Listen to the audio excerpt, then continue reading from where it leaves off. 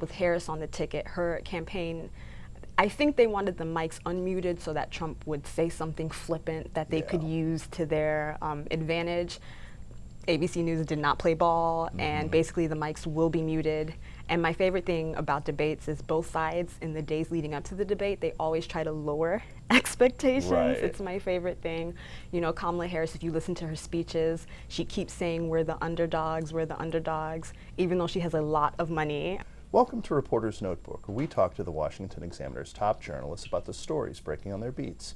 I'm Jim Antle, and I'm joined today by national political correspondent Mabinty Quarshie. Mabinty, you've written a piece talking about the travel schedules of former President Trump and Vice President Harris. And, you know, one of the things people say as you're evaluating the campaign is one of the most important resources is the candidate's time, and where they go kind of tells you a little bit about how each campaign sees the race going and what states are important. And what are the things that you learned in your reporting?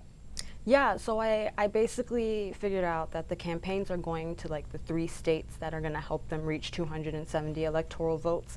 So we see the Harris-Walz ticket, they're mainly going to Pennsylvania, Michigan, and Wisconsin, collectively the blue wall states, because if they win those 3 states plus the 1 electoral vote from Nebraska, she gets 270 votes compared to Trump's 268. On the flip side, Trump is also going to Pennsylvania, Georgia, and North Carolina, because if he wins those 3 states, it's over for Harris. She just cannot reach 270 electoral votes. So what we've seen on Labor Day, right, is Kamala Harris and Tim Walz, they hit Michigan, Wisconsin, Pennsylvania, but not to be outdone. You know, the Trump campaign was also in Pennsylvania. They'll be back in Pennsylvania over the weekend. The presidential debate will be in Philadelphia. So I would really like to stress that Pennsylvania and its 19 electoral votes, it's the key battleground state. Basically, whoever wins that state is almost guaranteed to win the election. It's kind of interesting because one of the flaws of Biden's reelection campaign is that they thought they were really too dependent on those blue wall states, and the Sunbelt really seemed out of reach. And since they've done the switch over to Harris, it's put those Sunbelt states back in play, but they do still seem really focused on the blue wall.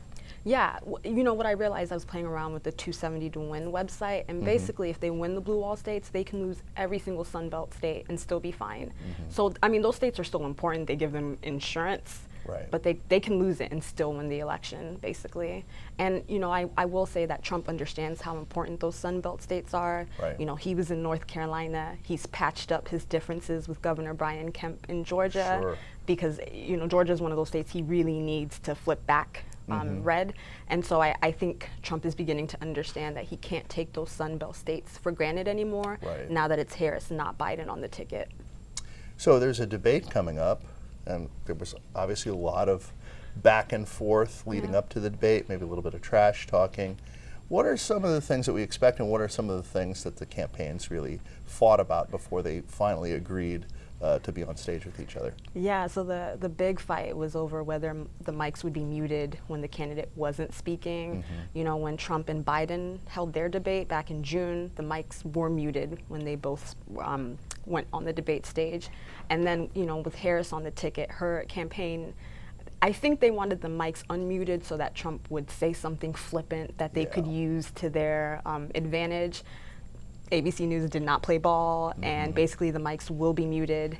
And my favorite thing about debates is both sides, in the days leading up to the debate, they always try to lower expectations. It's my favorite thing. You know, Kamala Harris, if you listen to her speeches, she keeps saying we're the underdogs, even though she has a lot of money. And I think because you know, she's not 80 like Biden was. There's a lot of expectation that she'll be sharp and wit and quick-witted. And she's a prosecutor, and you know, she can be pretty quick-witted, but she is also very cautious. And so she flops, that's going to be really bad, because then it's like you don't have the excuse of being old or having mental, you know, issues. Again, I think with the Trump campaign, you know, he had a town hall with Fox News' Sean Hannity, and he began blasting ABC News and, you know, saying they'd be biased against him. I think that's another way of him lowering expectations, because, you know, if he does well, then he overperformed against these biased moderators. But if he doesn't do well, he can just blame it on He's debating Harris and the moderators. The one time CNN allowed crosstalk between Trump and Biden is when they were talking about their respective golf games. Do we expect anything like that with Trump and Harris? I think we should expect the unexpected, and I'm sure we will see some sort of fireworks that happen between the two of them. I just don't see this being a calm debate, especially because this is the only scheduled presidential debate so far. Trump tried to goad Kamala Harris into 3 debates. She didn't take the bite, so I expect Trump and Harris to sort of get those zingers in case there's no other debates before the election. Are they going to shake hands? I mean, I personally like unity, so I would want them to shake hands. I don't expect it, though. Yeah, I think the first debate between Trump and Hillary Clinton was the last time the presidential candidates have shaken hands on the debate stage. Actually, that's a good point you bring up. This will be the first time in a long while that Trump has to face a woman on the debate stage. And during that debate, he was kind of like stalking Hillary behind her. I don't think that'll be allowed this time, so it'll be interesting just to watch his physical body language in comparison to Kamala Harris. And same for her. She's the prosecutor, right? Is she going to be stiff with him? That's something I'll be watching out for as well. Oh, something to look forward to. Thank you, Mabinty. Thanks. You can read Mabinty and the rest of our political team's coverage at washingtonexaminer.com.